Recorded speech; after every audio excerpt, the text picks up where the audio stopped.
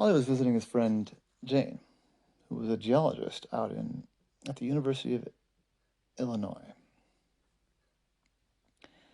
Jane said, "Ollie, oh man, your timing's perfect. I've got a real weird one here I've been trying to figure out."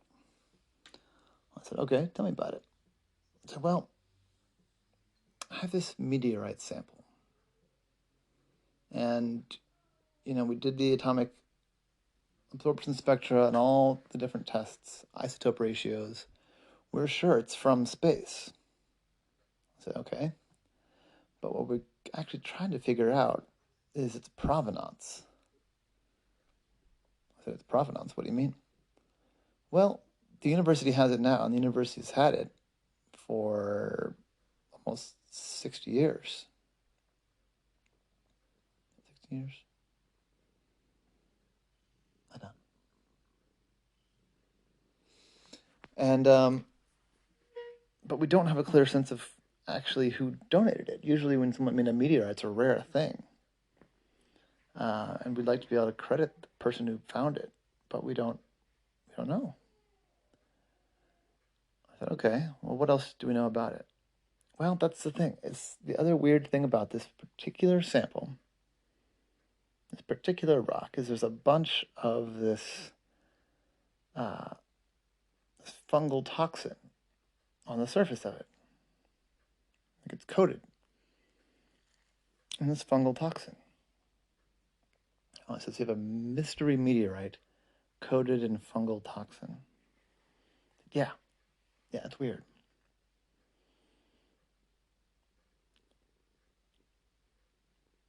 And here's the only other thing we know, and kind of why we care about it. Because the only report we have about it, there's like a note in one of the journals of one of the museum, workers that says it was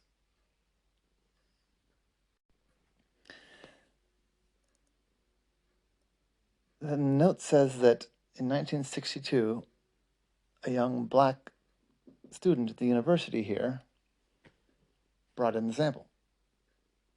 But unfortunately, that's all they wrote. So here we have this amateur geologist, or maybe he became a famous geologist. We don't, and we're not sure. Yeah, so we're kind of stumped. I said, "Huh.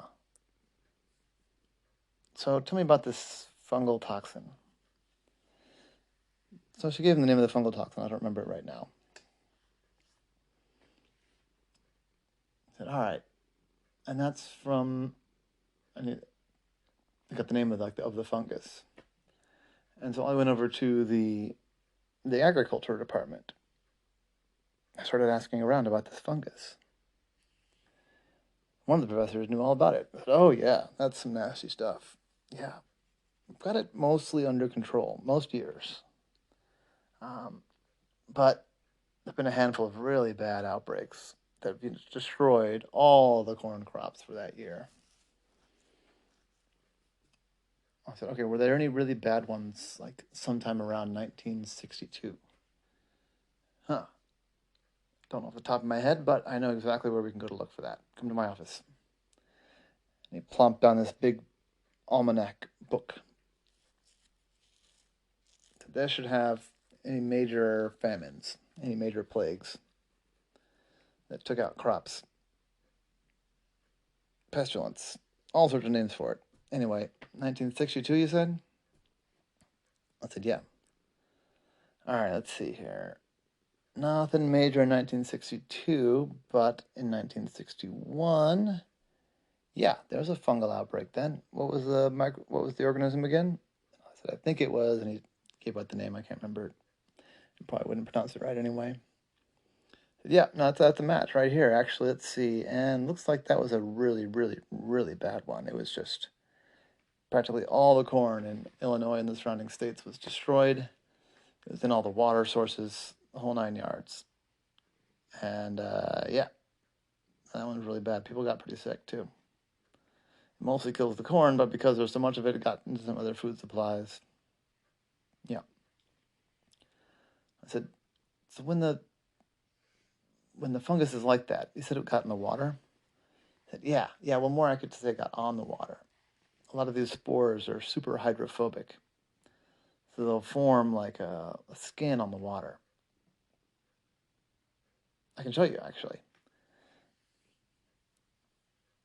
This isn't the fungal toxin, but it's a spore like that in here. He took this little sort of grayish orange powder and he sprinkled it onto a glass of water, and it just sort of sat on a film at the top. Now watch this. And the guy stuck his finger through the powder into the water. Look at that. You see, it's formed like a casing around my finger. My finger isn't even getting wet. I pull it out. Nope, there you go. Look, see, I've got the spores on my finger, but my finger is totally dry. This is something that could happen with the spores of this pestilence, this fungus. Oh yeah, I'm probably dead. Lots. Why?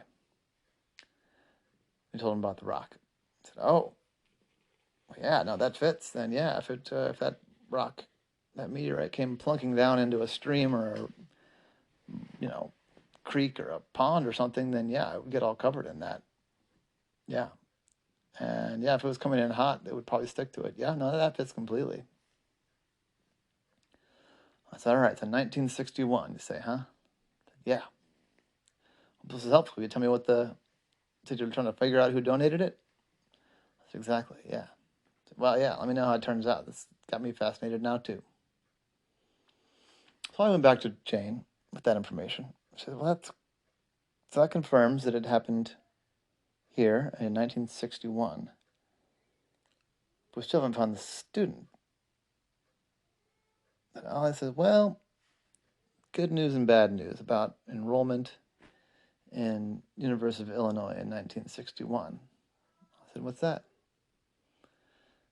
Well, it was still a pretty racist system back then, between the schools not being very good, the schools that black people were allowed to go to, and the universities just not wanting to admit very many black people. I bet if we look through the yearbook that year, we're not going to find very many black students. I said, oh, you're right. That's awful, but it helps us here. So they went to the library and they started looking through the yearbooks, and they found 1961. And indeed, Ollie's prediction was right. There are only 4 black students in the whole university that year. Jane said, I'm a little embarrassed for my institution. I said, yeah, but, we try to do better now. But I think that gives us our name, doesn't it? I said, yeah, I suppose so. Because 3 of the students were women who were in the nursing program, and 1 of the students was this guy,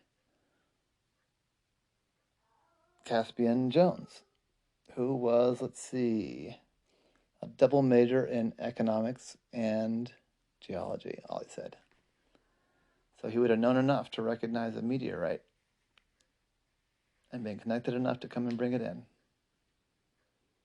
We've got our name, Ollie. Thank you. I'm so glad you came by today. I don't know how it would have taken me a lot longer. I feel like I would have gotten it eventually. I said, yeah, you would have gotten it eventually, but I'm glad I was able to help. This is a fun mystery. So what's next? I said, well, I'm mostly a geologist, but I feel like I need to maybe figure out more about what happened to this Caspian character. I said, all right, well, you're going to write it up, I'm guessing, right? Said, oh, yeah. Can't wait to read it. In the meantime, yeah? He said that the library has a pretty good coffee shop. That's the case of Ollie and the mystery mushroom meteorite.